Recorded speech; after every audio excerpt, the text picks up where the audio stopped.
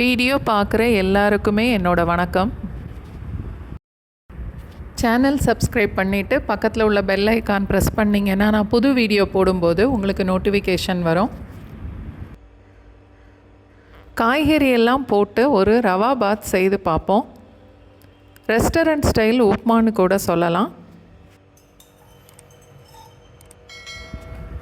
2-3 table spoon அளவுக்கு எண்ணெய் சேர்த்துட்டு, நான் இன்றைக்கி வெறும் எண்ணெய் தான் ஊற்றுறேன். நெய்யும் எண்ணெயும் கலந்து கூட ஊற்றி செய்யலாம்.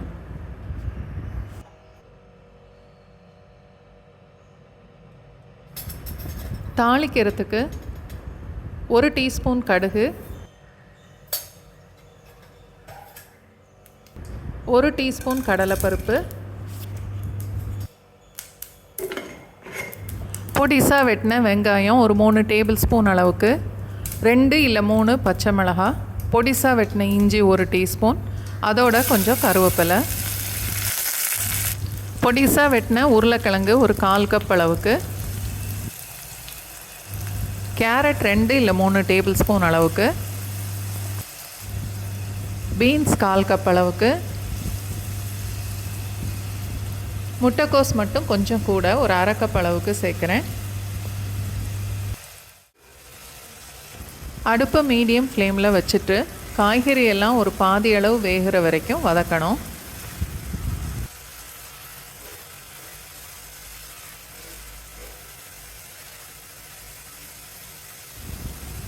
காய்கறி ஒரு பாதி அளவு வெந்ததுக்கப்புறம் 3/4 கப் அளவுக்கு ரவை சேர்க்குறேன். 180 ml. அடுப்பு மீடியம் ஃப்ளேமில் வச்சுட்டு ரவையை ஒரு 2-3 நிமிஷம் வரைக்கும் இந்த காய்கறியோடு சேர்த்து வதக்கணும். காய்கறியெல்லாம் வதக்க ஆரம்பிக்கும் போதே பக்கத்து அடுப்பில் கொஞ்சம் தண்ணியை கொதிக்க விடணும்.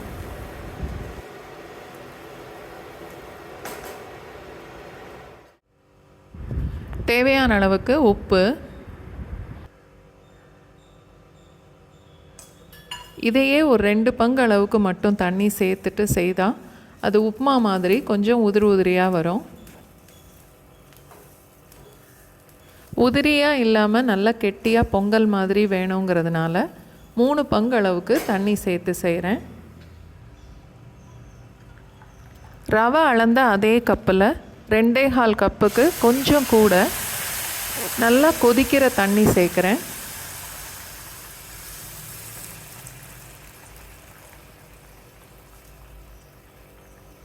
ரவையை தனியாக ஃபஸ்ட்டு வறுத்துட்டு அதுக்கப்புறம் சேர்த்தா சில நேரங்களில் கட்டி விழும். இந்த மாதிரி காய்கறியோடு சேர்த்து ரவையை நல்லா வதக்கிட்டு தண்ணியை தனியாக கொதிக்க வச்சு சேர்க்கும்போது கட்டியே விழாது. அடுப்பை லோ ஃப்ளேமில் மாற்றிட்டு ஒரு 3-4 நிமிஷம் வரைக்கும் மூடி போட்டே வேக விட்டுறணும். நடுவில் 1-2 தடவை கிளறி விட்டுக்கலாம். ரெஸ்டாரண்ட்டில் உப்மான்னு ஆர்டர் பண்ணால் உதிரியாக இருக்காது, பொங்கல் மாதிரி நல்லா கெட்டியாக தான் இருக்கும். இன்றைக்கி நான் பண்ணுற ரவா பாத்தும் அதே மாதிரி தான் இருக்கும்.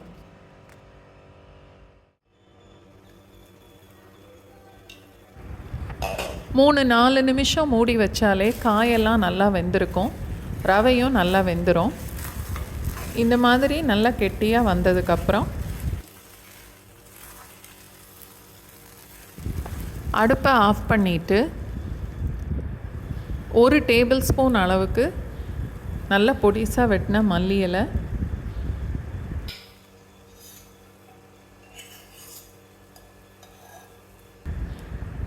அதோட 1 டேபிள் ஸ்பூன் அளவுக்கு நெய், பொட்டுக்கடலையே போடாமல் ஒரு சின்ன துண்டு இஞ்சி மட்டும் போட்டு நல்ல காரமாக ஒரு தேங்காய் சட்னி செய்து இந்த ரவா பாத்தோடு சேர்த்து சாப்பிட்டுட்டு எப்படி இருந்ததுன்னு எனக்கு கமெண்ட் பண்ணுங்கள்.